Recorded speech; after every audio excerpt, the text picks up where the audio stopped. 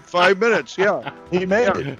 Now that you're mic'd up, now that you're lit, now that everything is ready, I think we used to call that in the industry, you know what we used to call that?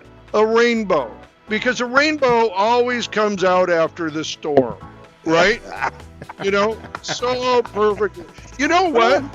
Hey, Rainbow Wade. That has a little bit of a ring to it. There we go. There we go. His new nickname. Rainbow. Yeah.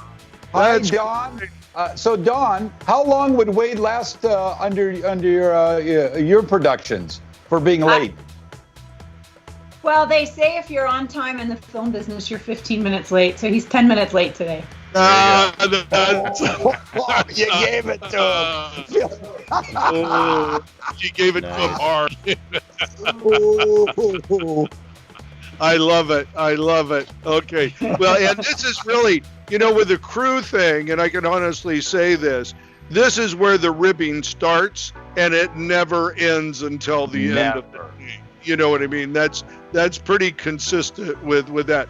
And maybe even the length of the shoot. I don't know. You know what I mean? Any way to get anything up on the screen? Yeah. You know what, Gary? I'm going to tell you this. I like it. Stay in limbo. I like that. Okay, we'll just stay in limbo today. Yeah, stay in limbo. Good, yeah. Good. That way we give Wade half rate. Yeah. Half rate. Limbo rate. Half That's rate. limbo Half for rate. showing up. Yeah. That's it. What's half of nothing? Yeah, oh, nothing. Yeah. Oh, nothing. Yeah, that's right. That's right. Well, Don, thank you so much for joining us today. I know, you're a great. What is happening in your life right now, too? Let me just cover this. We'll go into the show and stuff. We're just in the preliminaries, but I know you're busy and have been busy. On projects. Sure. What's happening in your line of work right now? Personally or professionally? Professionally. Professionally. I mean, I'm in limbo like a lot of people, but with the COVID. I did, just out of sheer necessity for something to do, come up with a concept for a film that I can work on now that the actors can shoot remotely from home. I don't know if you want to talk about that on the show. Absolutely. But yeah, so that's what I'm actually working on now. All my other projects that were about to start are now on hold, indefinitely. So. Wow. It seems like we were all so excited when the date was coming to allow production again. And then it's just, am I correct? It really hasn't seemed to get off the ground at all. Well, we're still struggling with testing and insurance. Yeah. And proper excuse me, and proper PPE as well. So there's those. To me, those are the three issues right now. Well, no, I want to share that everybody. Right. Okay. And that's all the groups like that. Hey, Jerry. To my buddies. Proper PPE. Let's talk about all of that. I want to cover every bit of that. Yeah, that's really, really good. And I want us to pump to your Zoom calls, because those are really, really, I think, very good for anybody to get into and follow. We're looking for more people to start joining to broaden the conversation. We do them only on Thursdays now. Yeah, I think that's a good idea. Yeah, and I have been errant in missing those, so maybe I'll get a special text from you, but I will join in. I definitely will. Yeah, I always thought that was a lot of work. You were doing those things twice a week, man. That's a lot of work. It was, but also at the time, everybody was so panicked and lacking for information. Right. Like there was a time where I almost felt like I could do them every day. Yeah. Because there was just so much happening, and so people freaking out and not having an answer to this and that. 30 seconds. So we lasted twice a week for a while, and only recently. I did. Okay. Yeah. Okay. All right. Well, we're almost there. Almost at the countdown. We're becoming. Almost. Okay. All right, guys. Here Here we go. Get Gene out. Yeah. All right. Bye-bye. Thanks for popping in, Gene. Get Gene out. He should have been doing makeup on you, Gary. All right, here we go, guys.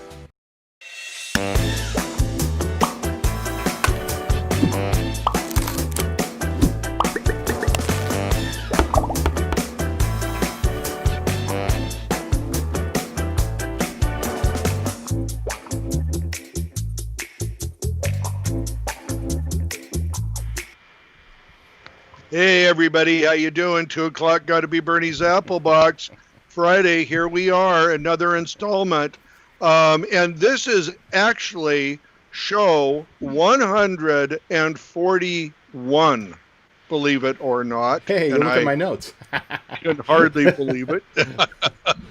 Thank you, Tony. You're welcome. And it's just amazing. And I can't think of a better guest to have than someone who I have such a great amount of respect for and is so on top of our industry, and that is Dawn Fields from Palm Street Films. And Dawn is somebody, and we'll talk, there she is right there. How you doing, Dawn? I'm great. How are you? Very good. Thank you. And we are going to cover some stuff, but of course I would be remiss if I didn't bring Gary Heimann, my co-host, into this right now. And Gary, actually, Gary has a lot of questions for you on this. So he's got a lot of stuff that he wants to know. And I know we talked before, and I don't know if anybody, I know no one has all the answers in our industry, just like whenever people call me an expert and then they ask me a question, I have no answer for it. And I always feel stupid at that. But, our industry is so diverse.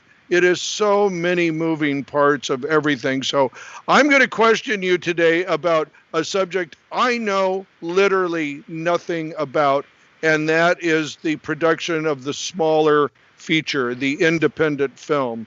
And I'm all ears because I'm learning here, Gary, let me ask Gary a question. Have you ever worked a lower budget feature? Yeah, I have, and it's great because you get to know everybody really well after about 2 or 3 weeks, and it's a smaller crew. So for me, it works. I like it. It's a personable situation, and I have to say that thank goodness I'm so glad you've joined us, Don, because these two old schmoes aren't looking too dapper these days, and you bring a lot of beauty to the show. She brings some life into the show. Yes, exactly. Exactly. Well, thank you. I'm happy to be here. I don't know how many answers I have, but I have a lot of opinions. So. Oh, that's great. Opinions are as good as answers. Because I know one thing, they're all very earned opinions too. You're not an observer, you're an action taker. And one thing you do that I'd like to just start with, because I want to make sure people know this, is you do a Zoom call every week on industry subjects. Tell us about that. Tell us how that started for you and when you do it. I just want people to know about it. Oh, thank you. I appreciate the plug on that. It's called the Filmmakers Town Hall, and we have a Facebook group, and that's where we remind everybody about the meetings and post all kinds of news items and articles and topics throughout the week that we'll be talking about. And we hold them every Thursday from 6 p.m. Los Angeles time till around 7:30. And every week it's a different topic. And, obviously up until recently, it's been almost exclusively conversations about COVID and how that's affecting the industry, because we've been so sidelined by the whole thing. But we're now starting to open up and have other conversations as well as productions are getting out there and starting to happen. So great. That's awesome. Dawn,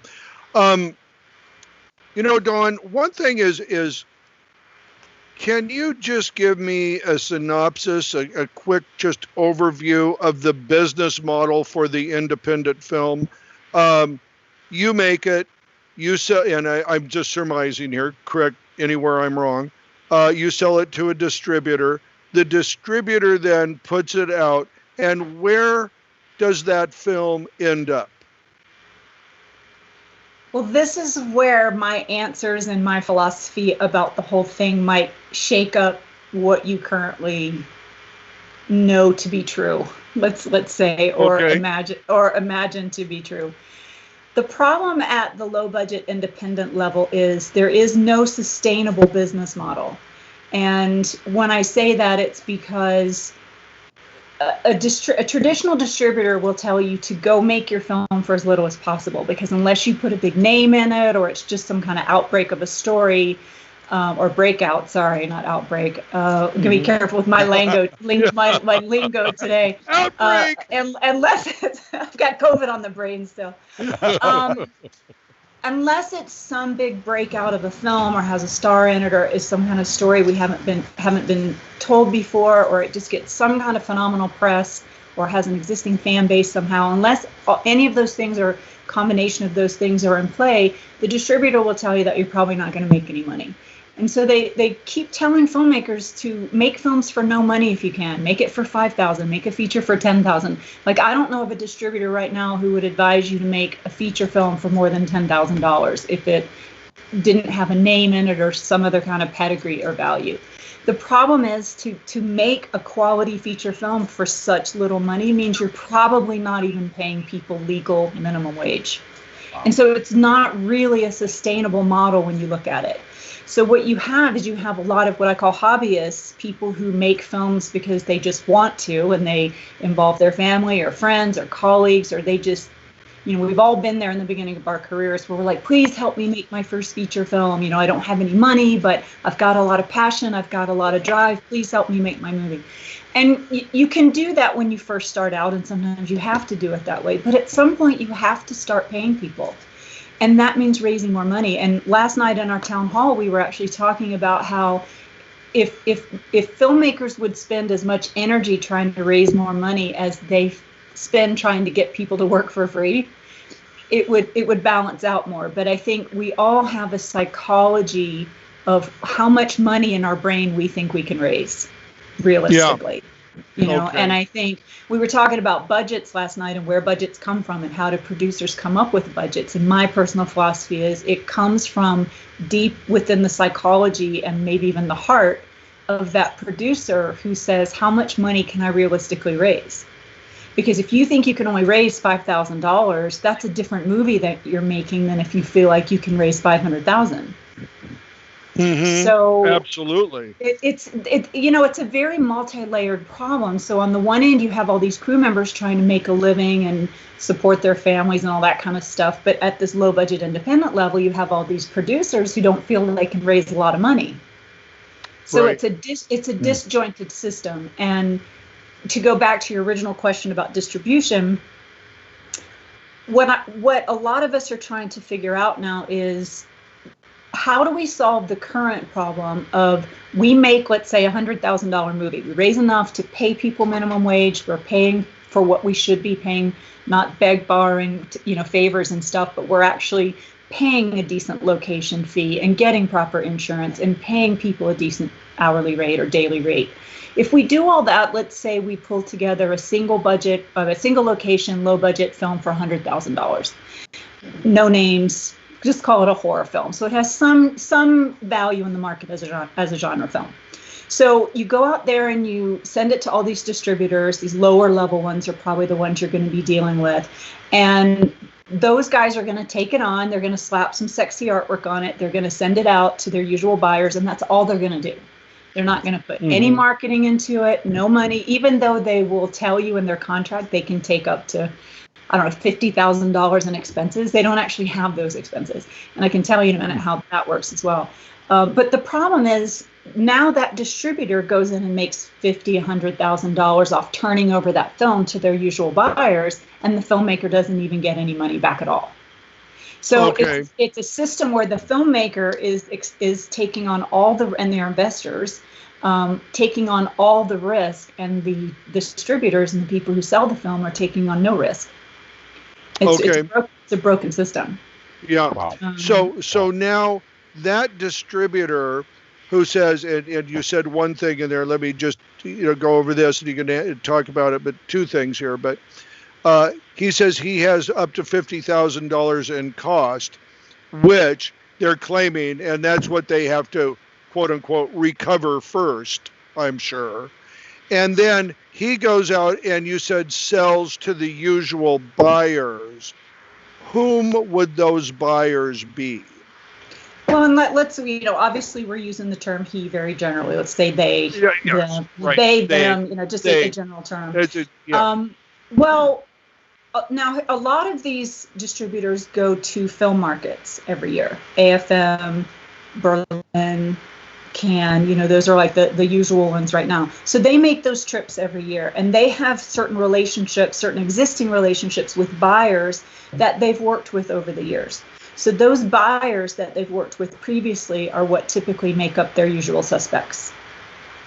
Now, what happens a lot of times is, and I'm not saying all distributors do this, a lot of them are above the board and very transparent, but what I've seen a lot of happen in the past, I used to work for a company that did this, is let's say they take 10 films to the 3 markets in 1 year, and their total cost is $10,000 to go to all 3 of those markets. They don't turn around and prorate that over those 10 films. They don't go in and charge off $1,000 to each filmmaker. They go in and they charge off $10,000 to each filmmaker. Oh, wow. Interesting. Assuming and hoping that no one's going to actually audit them. And if they do get audited, they can show all the receipts from that trip. Mm-hmm. Okay. Right? So they don't amortize it. You see what I'm saying? Yes, that's part absolutely. of how it works. Okay. So a lot of distributors, what I've noticed is whatever market fees they put in the contract that they can get you to agree to is about what they think they can make off your film. Got you. Right? Wow. Okay. Yeah. And because they would not negotiate $10,000 in fees if they felt like they could make 50, because now they've got to split that 40 with you. Right. But if they can get you to agree to $50,000 in fees, and they can sell the film for $50,000, then they get to keep all that. They don't have to start sharing with you until they go above that cap. Got you. And how do you find out what they have made off it? How is that? What's that? Like I said, some there are reputable distributors out there that do have transparent accounting, but there's a lot that don't. And and a lot of people, they don't want to stir the boat or rock the boat, especially if you get a deal with like Warner Brothers or something. And all these companies are guilty of creative accounting, all of them. It's kind of how their business model works. Right. But a lot of times people don't speak up because they don't want to have a bad reputation as being difficult or burning a bridge with that distributor who might, distribute another film for them down the line that is a breakout hit that makes a lot of money. But the problem with the system is the way that contract is set up, the way it typically works now, the distributor is not motivated to do anything to your film once they recap their marketing fees. Wow. There's no motivation there because now they've got to split it with you 75-25. And a lot of times it'll be 35-65, 65 being the filmmaker, 75 being the filmmaker. But think about that, would they rather have 100% of the pie, or are they going to work harder for only 35% of the pie? Right. Wow. Right. And they're certainly not going to invest any money. They're certainly, unless you have a name talent or you're a more mid-level film, they're certainly not going to actually put any marketing money into your film. There's a couple of that do. There's a couple of guys out there now. I say guys because the companies that I know are ran by men, but the particular ones I'm thinking of. But there are some companies now that are shaking up that model and doing things differently. Like they're not taking expenses at all, and they're doing a 50-50 rev share down the line. Wow. There's one female-owned company that I know of who does very well. They don't take any expenses either. They just do 20%. They do 20% on their side, or everything. Yeah, they'll get you on everything. Platforms, take you to the markets, get you in front of foreign buyers at the markets and stuff like that, and they just take 20%. That can be a really good deal for certain films. Yeah, and so is that model changing now, or is the fact that it was maybe that unsustainable before for filmmakers, has that influenced anything, or is it just there's more demand?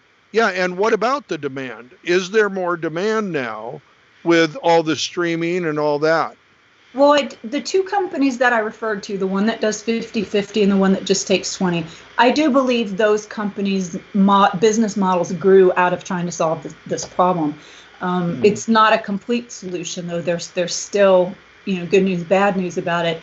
But the other problem that's plaguing the industry right now is there's too much demand. There's too many films out there. Everybody can now get their film on Amazon Prime. You can put it up there yourself for like, I think UK and US, maybe Germany and Japan too, if you get a dubbed version or a subtitled version. Oh, wow. But it's the problem right now is there's too much content. And too much content. That really surprises me.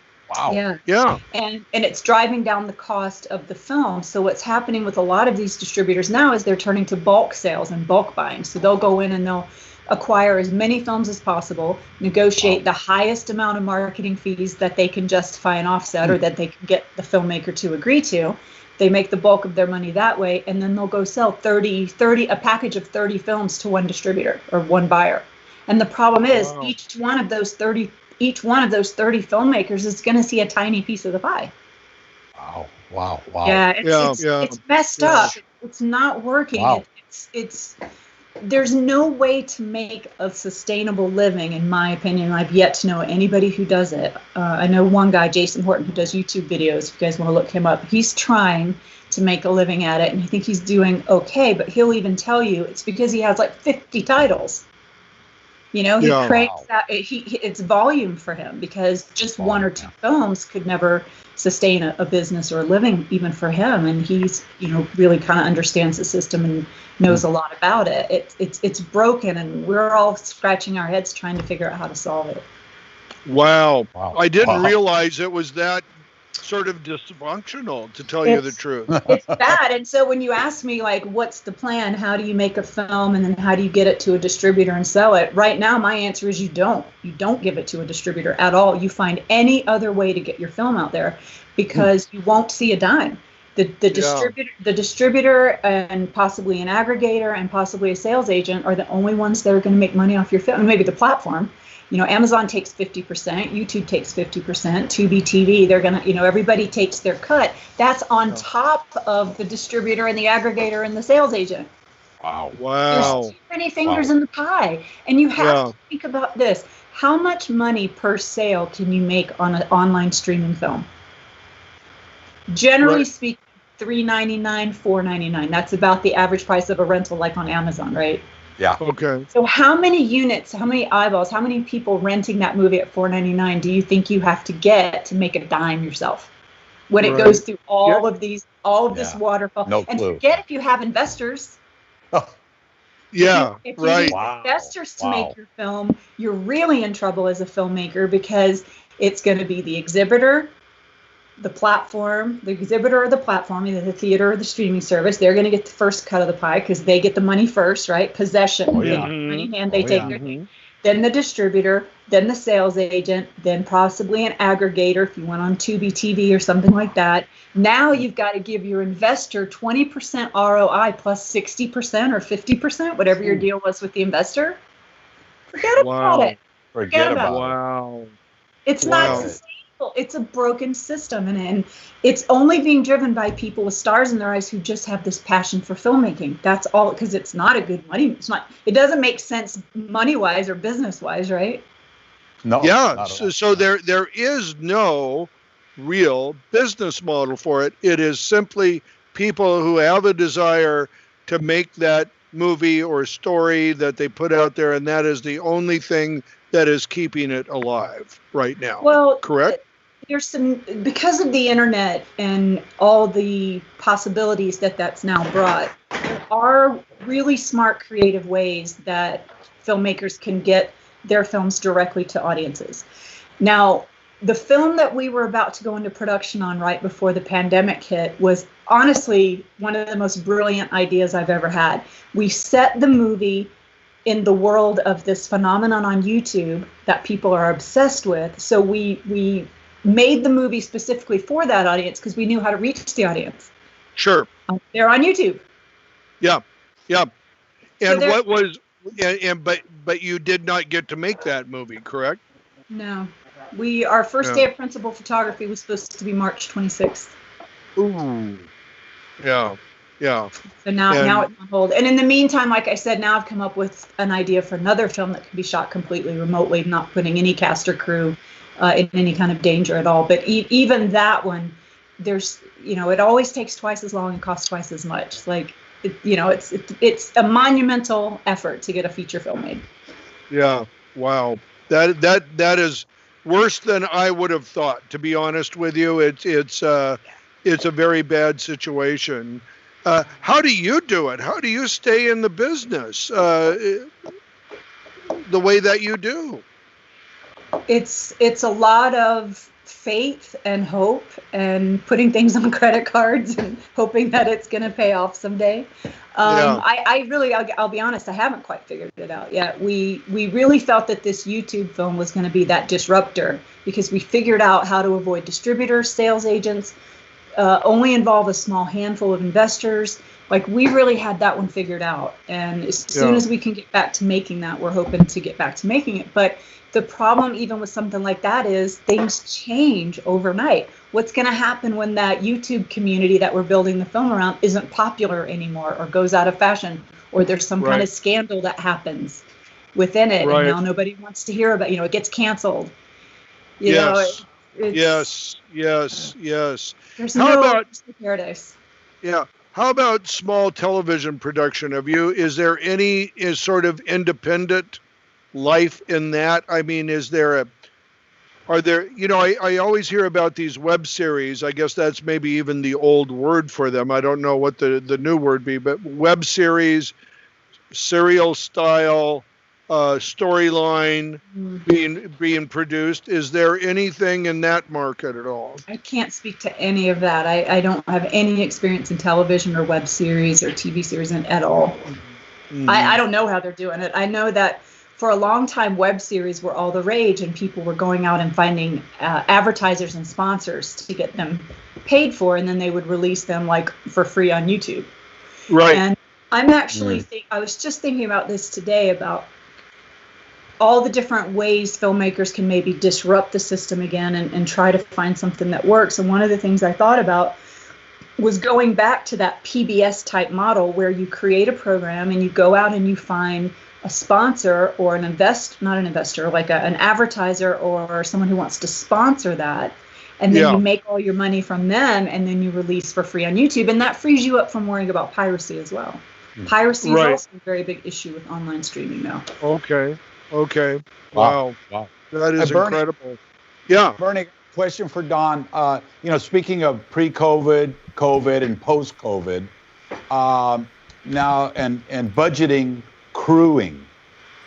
Now that we know that less people on set is probably a better idea at this point, are the producers looking to maybe double or triple what people do? So in other words, the sound guy maybe helps with lighting, helps with craft services, but trying to contain the size of the crew. Is that a ongoing thought right now? Yeah, I mean, people are certainly trying to find ways to keep the crew small, but you have to understand in independent filmmaking, that was already part of your mission. You were already just going with the skeleton crew.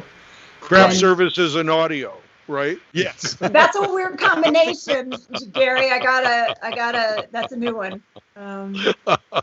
Gary's willing. I think Gary's ready to work now. Let me know if you can figure out how to make that one work. Easily. Yeah. What's plaguing everybody now is you have to account for longer days. Oh yeah. Because you have to test everybody at the beginning of the day. You got to wipe things down. There's all kinds of protocols in place now. I've heard 30% of your budget now you should include your budget up to 30%. And some people argue, well, that's an erroneous number because it depends on how big your budget is, if that number is realistic or not. But it's just a general guideline of like, if you had $100,000 film, maybe 30 is probably on the high end. I would have to say 10 to 15%. I've also heard. But at some point, you could probably, once we have more real life examples and have people successfully do this, we should be able to kind of like, how now you can come up with the dollar figure per person for food when you're budgeting. Yes. I think it's $25 a day on low budget films is basically what you should average for craft service and meals. That's the combined per person per day kind of average thing you should budget in. I think we'll get to something similar for COVID here pretty soon. Like, what is that per person? So the bigger your crew is and the more people you have, that number will increase, inherently. But some people are arguing, no, you can't just say 20, 30% across the board because it depends on a lot of things and it's got to be exactly budgeted. So maybe like food, we will at some point be able to come up with an exact per person allowance for COVID. But it's changing too. It's changing. Yeah. Yes. Yeah. I don't think the final. Well, I think we're right in the beginning still. I mean, really, as I'm seeing this, big production has not really started yet. Am I right? No. I mean, I know there are some movies out there, but it seems like, the Batman stopped, and it doesn't seem like everybody is together on the whole thing. Give us some of because I know you stay really abreast of this, what's going on in the industry and how it's affecting us. What are some of the biggest headwinds right now to larger production starting? Well, I know that Batman actually has recently gone back into production. Okay. At first they said it shut down because someone tested positive for COVID. Then they revealed it was Robert Pattinson himself. Now he's been, after being quarantined for 2 weeks, I guess he's gotten the okay sign and they've ramped back up again. It's what I've seen a lot of is all of a sudden we're hearing about all of these movies that are just being announced and are finished or just coming out that we're filming in secret this whole time. Oh, because they didn't want the scrutiny. They didn't want the, all the, what's the word I'm looking for? The criticism of how they were doing it. At one of our town halls a few weeks ago, I actually showed the behind the scenes making of video that was plastered all over YouTube, as was the video itself got 30 million views. I think the behind the scenes of it got like 10 million views or something like that. And in the behind the scenes making of video, this was just shot a month or so ago. At first, everybody has all their masks on, and like within an hour, everybody's masks are down, and there's three people around the talent doing hair and makeup, all with masks down. And my feeling is you can have all those things put into place all you want, but you're never going to have enough safety officers on set to keep an eye on every single person and make sure they don't, I mean, even when you go to Walmart and Target now, you'll see 30, 40, 50% of the people with the mask, down below their nose or down their chin, or it's enforcement is the problem. Yeah, absolutely. You know what, I was on a shoot with Burnie about a month ago, my first shoot in 5 months. And when I walked on set, I had the mask on, everybody was masked up, and I'm running around with my head cut off, one-man band, trying to do as many things as I can to get the shoot going. I was out of breath within 10 minutes because not enough oxygen. So I had to hide behind the green screen and take my mask down to breathe a little bit and put it back on and come back out. So it is a difficult thing to do, to work with a mask on. I will say that. Well, and that's why the days are being scheduled as longer too, because people need breaks now. Yes. That used to be unheard of on a movie set, right? Break? What are you talking about? Never a break. You would never get a break. Never. That's what craft services was all about. Not get a break, but you're working 16 hours straight. Yeah. You'll like it. Yeah. Yeah. Exactly. We don't want to hear any complaining either. Yeah. No complaining. Goodness. I honestly think we're trying to fit the old model into a new situation that demands new answers and new ways of producing. And I think we're going to be hung up on that for a while. However, there are I mean, I'm not ready to go out and tell you what I'm doing right now, but I can tell you this. I have been contacted by entities that answer sort of crew housing problems, if you're on location or even immediately, and set safety, because there are industries pre-COVID that have had to have very serious site safety initiatives going on, and those people have contacted me, and I think probably in a couple weeks, maybe a month, I'm going to be a little more public about whom I'm talking to and what they have to offer. But I really do think it's a whole different way of looking at producing content.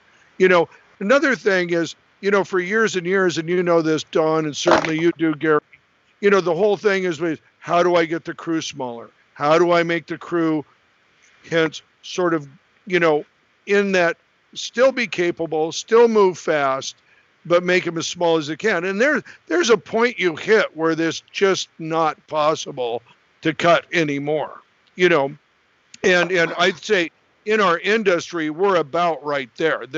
Whether it's union or non-union, there's not a lot of wasted people on set, at any given time. And I think one of the things is, when you start talking about automation of filmmaking, you really have to get into some remote work, being able to work several things at one time.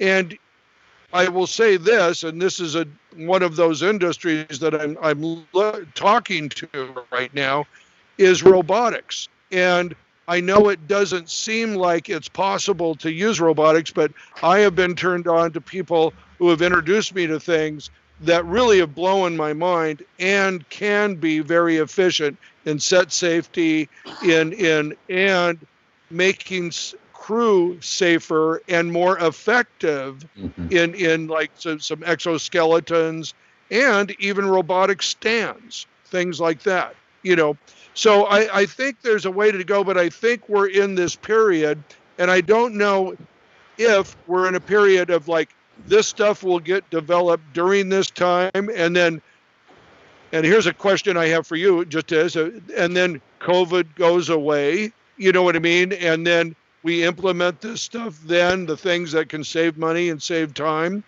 But I want to ask you, Don, will COVID ever go away? What is your take on that? Well, as you were saying that, I'm like, it seems to me like by the time you get any of those kind of robotics protocols tested and put into place and afforded and made affordable for people and all that kind of stuff, the virus will have passed. Right.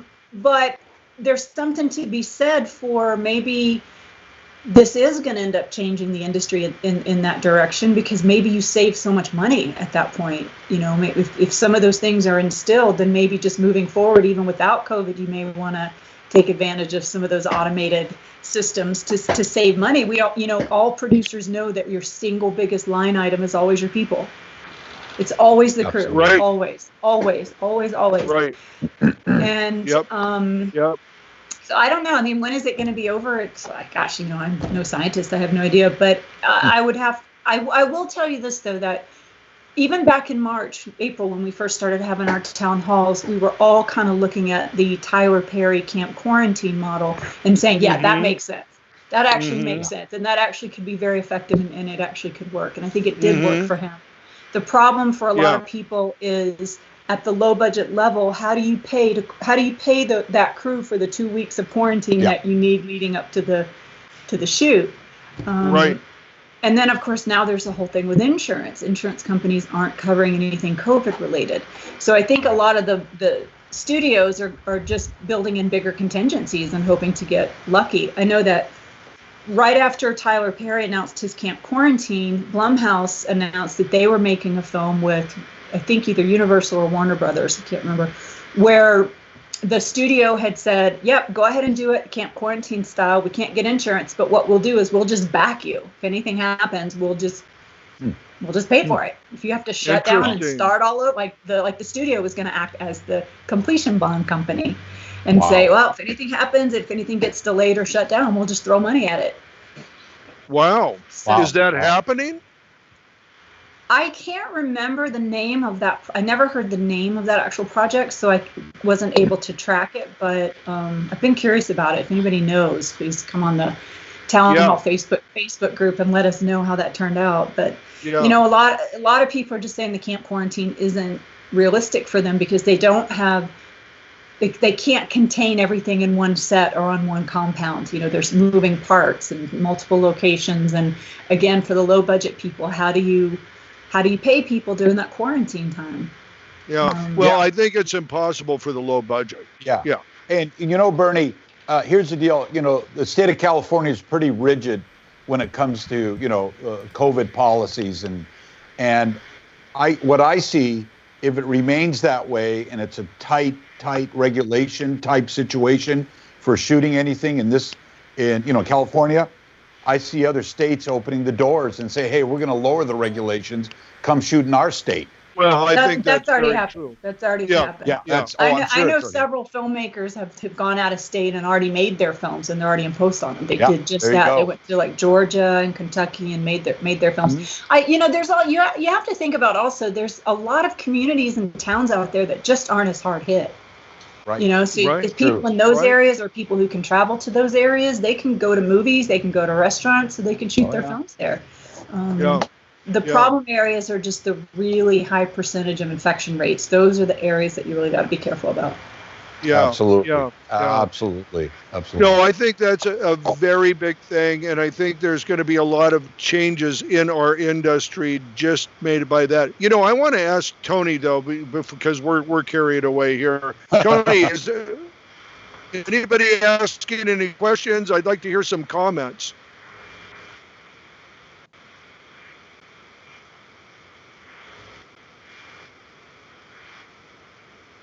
Hey, Robert, William. Yeah, thank you.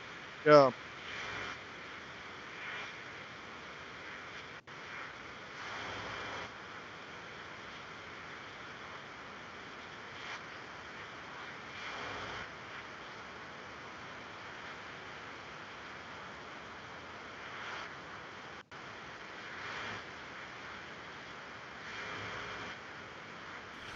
Thanks, Brent. Okay, let's start that one again. Robert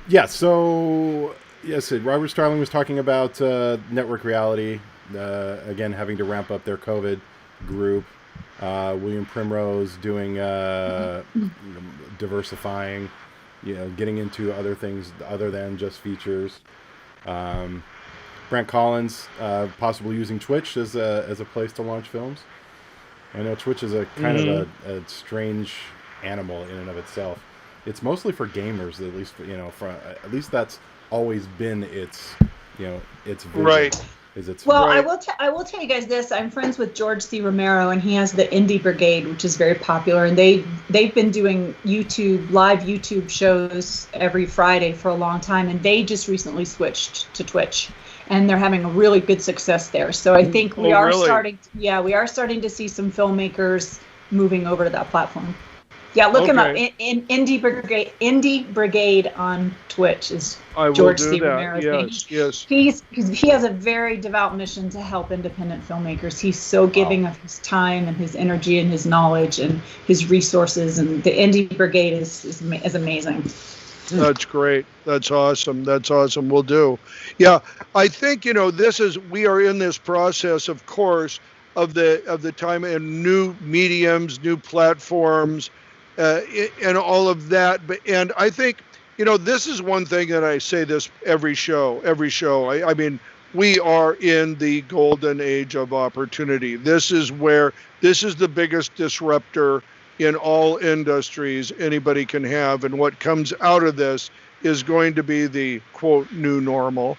But I think that our industry really has to change in so many ways, in distribution, in how we're supporting films. This goes back to the theaters too. Let's face it, maybe a couple theaters are open. Has anybody embraced going back to the theaters? I mean, there's a model that immediately, and it seems like, in my mind, is almost going to die. Because I just don't see the model of you allowing people. You have to have so much space between people.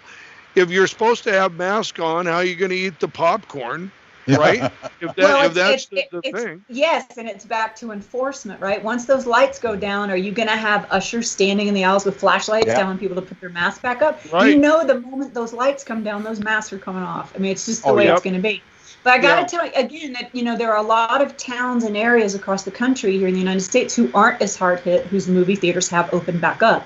We don't have that luxury here where we are in LA, but I can tell you that on the Filmmaker Town Hall group, where it's almost exclusively filmmakers, about 500 of us, I put a poll up the other day and I asked people how many of you would consider it safe to go back to a theater. And you have to understand, these are filmmakers. Filmmakers are the most diehard theater goers. Absolutely. It was something like 45 no's to like 6 to like two maybes. Yeah. Two okay. yeses. That's incredible. Yeah. So Burnie, no's from those people. Like 98%, 95% of the people said no. Wow. Yeah, that's what I saw too. I saw they did a survey, the national survey, and they said like 74% said no way, they wouldn't go. Now the drive-in, yes, let's bring back the drive-ins. Yes. Right. But then are you going to even if those are adults, who's going to take their kids to the theater, right? The kids with the seats and everything that I think we've gone past I'm not going to say it's dead because there's always a medium. I mean, radio's still around, but even after TV came out, there's always going to be that medium. But in the model that we had before this, I just don't see it. I just don't see it. I think it's at home streaming. This question comes up a lot on social media. It's crazy, especially when, with New Mutants came out and then Tenet came out, and every time one of these big sort of tentpole movies came out, everything just blew up, and you're right, it's almost 50-50. There's so many people are just vehemently against it, and others are like, there's never anybody in the theater, so who's going to bother me? What am I going to get it from? But you also have to factor in the growing number of people who do not believe this is a danger from, for political reasons. Yeah. There are, you talk about what family is going to take their kids to go see movies. Well, a lot of families who think this is a hoax, these people that are going around, I saw they even called it a flash mob video of these people who planned a flash mob inside I think it was a Target, where they went around playing the song on the loudspeaker, "We're not going to take it anymore," flew off their mask, and were charging through the aisles telling everybody to take off their mask. Wow. Yeah. And there's a huge percentage of people, it's growing because people are tired and they're frustrated and they just don't, they almost want to deny it out of existence. Yeah. And so you're always gonna have those people who will you'll have that attend restaurants and go to theaters and open up the schools. You've got that. There is no doubt about it. But look, I don't believe that it's not real.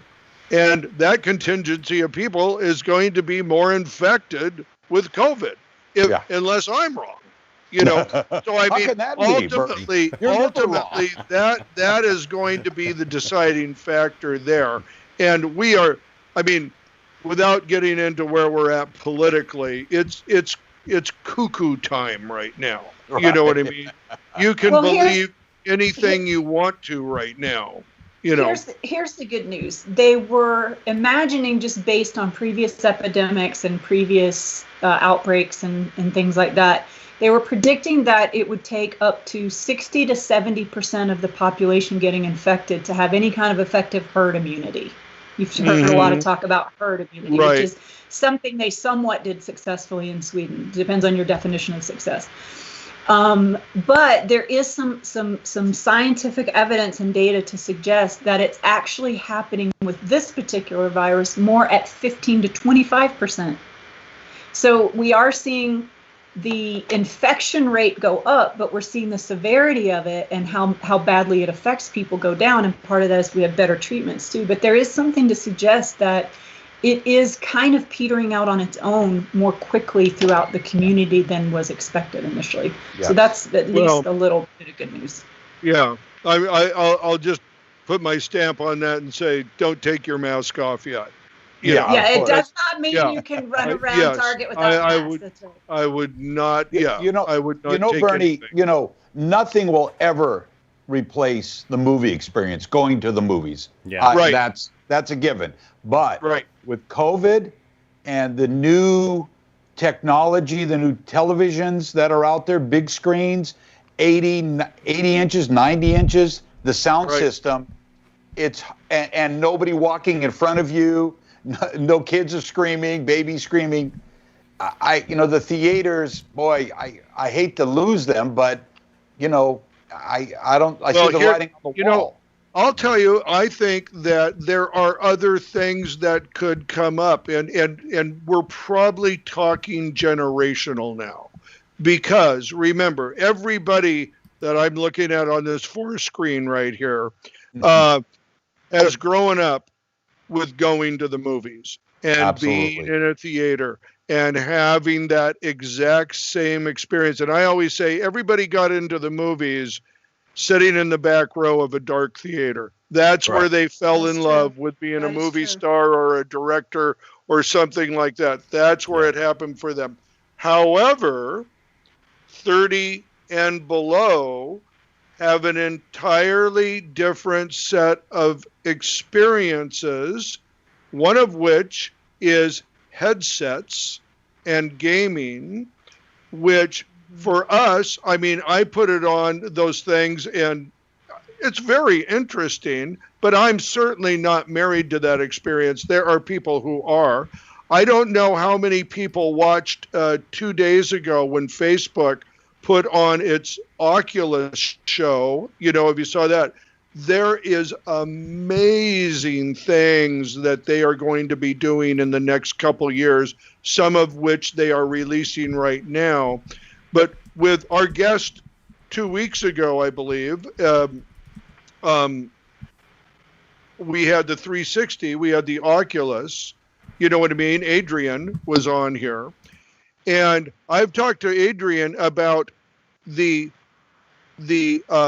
goggles 2D screen experience where you are in a theater, you are watching a movie, okay, and you're actually in that theater with your friends.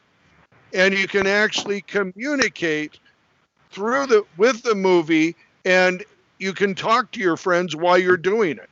Now, that is not a thing. I'm not saying there's something out there like that, but how far away is that? You know what I mean? If you want the communal experience of enjoying a first-run movie at the time with your friends, if you want that communication, and you could actually watch the movie or look over to your left or over to your right and see your friends sitting in the theater with you, and you had a way to communicate with them, that might give a theater a real run for its money.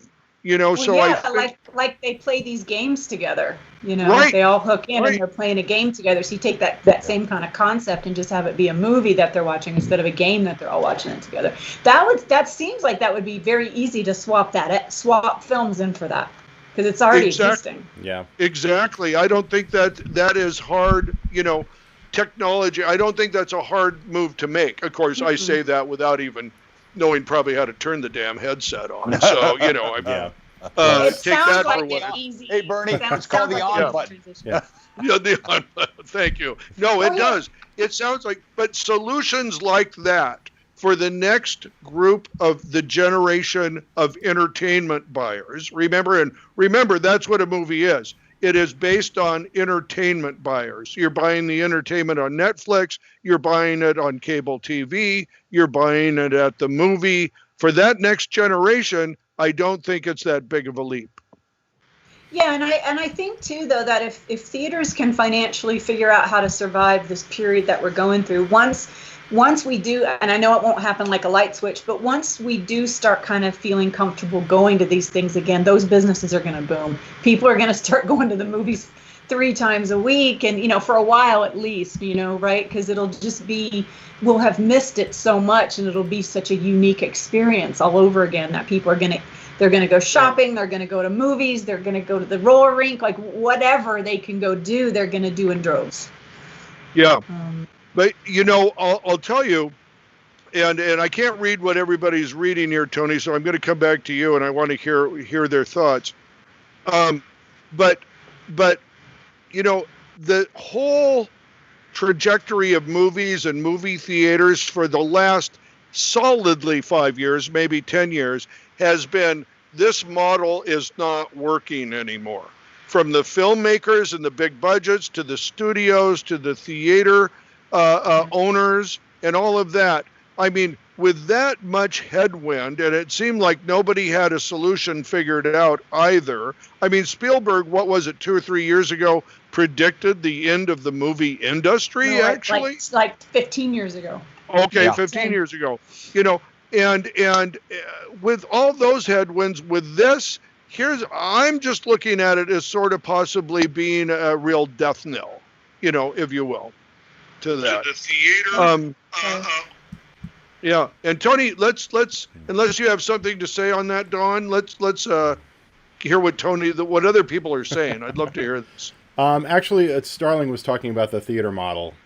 That, you know, he felt that that this was kind of going to be the death knell. That the theaters can't continue, you know, with their current model and hit people up with, you know, for $9 Cokes. There needs to be a value proposition that they're going to have to change their model in order to entice people back into the theater, which is an excellent point. Yeah. Brant Collins making a comment about his kids watching YouTube and TikTok. I can tell you for a fact, mine are actually in the other room right now. One's on Xbox, one's on the PC, and they're more into. I mean, but they're teenagers. They're both 17. They're both more into the multiplayer games, where they can sit for hours with 4 or 5 friends, and just and it's socialization to them. Because I hear them talking out there, and it's not always about the game. They're usually on there just chit-chatting with each other as they play. It's kind of fun. Imagine that same setup with theater or with movies and sports. Yeah. I think it's a system that, like Craig was saying, it's a system that's already in place that could very easily start translating to other types of entertainment that people can do remotely together. And not on a Zoom. Yeah, Brant Collins also makes that point as well. Yeah, kids are already doing that with group chats on their phones. I've seen my kids. But one of mine has tried to do that. They'll sit and they've sat and watched the movie with a couple of friends, and then been on their phones, chit-chatting with each other during the experience. So yeah, it's happening. It's already happening. Hey, Bernie. Right. Hey, real quick, I just wanted to ask Don. Through COVID. Lasting this long and who knows how long before we get back to whatever normal is. What I'm afraid of, we're going to lose a lot of talented and creative people because we're freelancers. We can only survive so long on governmental support. And if that goes away, then it's game, set, match. But I think the real thing is people are going to move on. They're going to get different jobs. They got to support their family. So what's your thoughts about losing a lot of creative people out there? Yeah, I mean, it's already happening. Paradigm announced yesterday permanent layoffs of 180 people.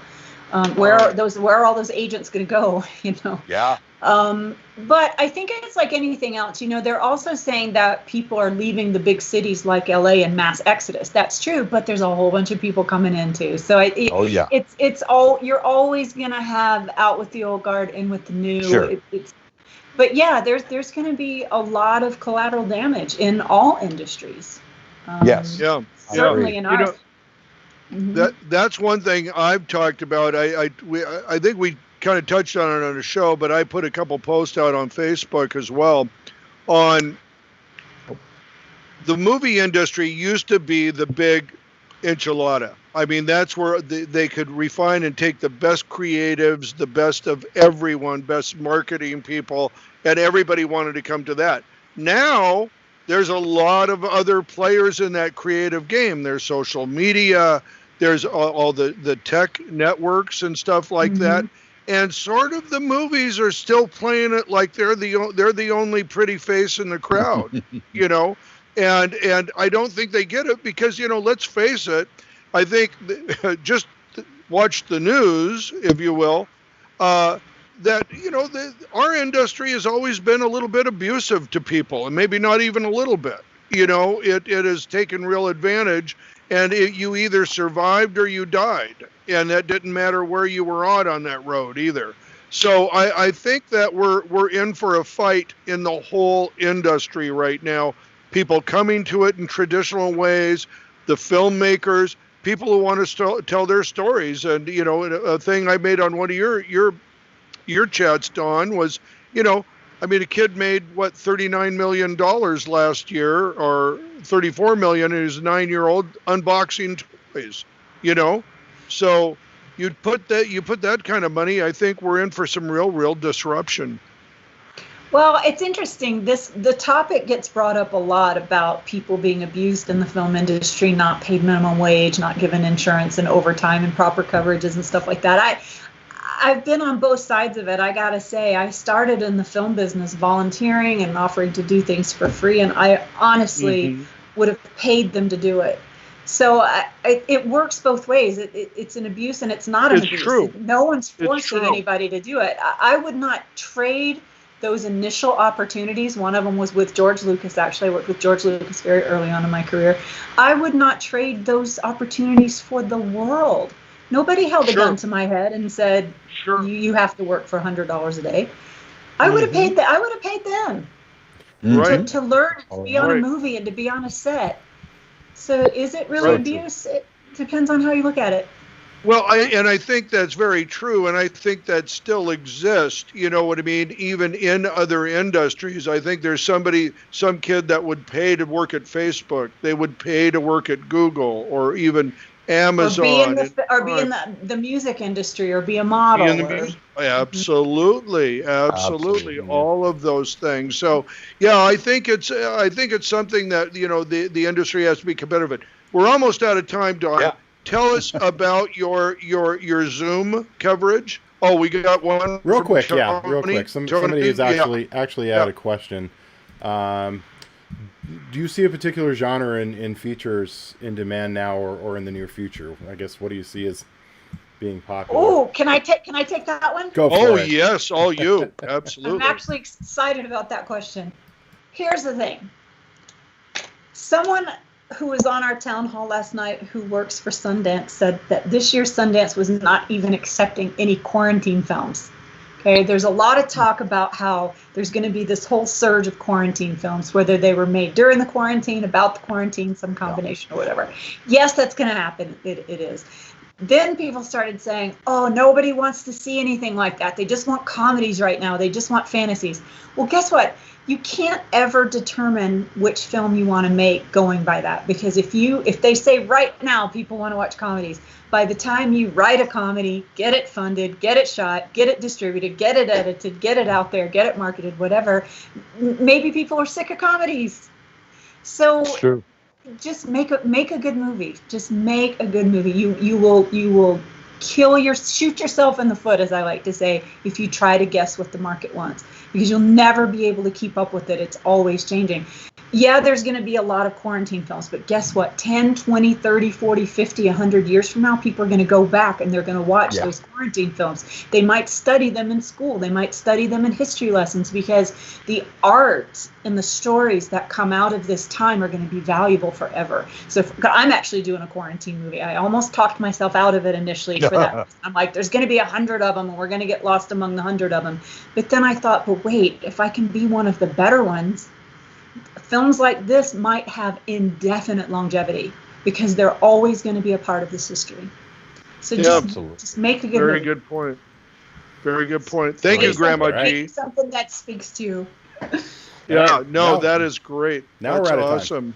Okay, so Don, tell us where people can find your Zoom calls on Thursday. Give us the lowdown on that. Oh, it's just a Facebook group called Filmmakers Town Hall. Nice okay, Filmmakers Town Hall. Yeah, and you can join a Zoom call and talk to people in the industry who are asking all the good questions. So every Thursday from 6 to 7:30. Yeah, it's a good time. 6 to 7:30. Right? Yeah, it is. It is great, and I'll join next week. I it's always lively. It is always lively. I've added to that liveliness a few times, I think. Yeah. Okay. Well, listen, everybody. Thanks a lot. Dawn, thank you so much. We really appreciate your time. Gary, thank you. Tony, thank you. And we will see everyone next week, 2:00 for Burnie's Applebox. I want to give one more plug if I can. Yep, you can. The quarantine film I can't say that. Never mind. Never mind. I'll talk about it. Okay. I'll talk about it on the next show. Okay. Anyway, Don. Hey, this is unplugged. Hey, we're available for work if you need us. We're available. Awesome. Yeah. Awesome. Yeah. Don, stay with us after we go off. We got some fabulous parting gifts for you. So stay with us. Yeah. Oh, yes. Bye, everyone. Bye-bye. Thank you.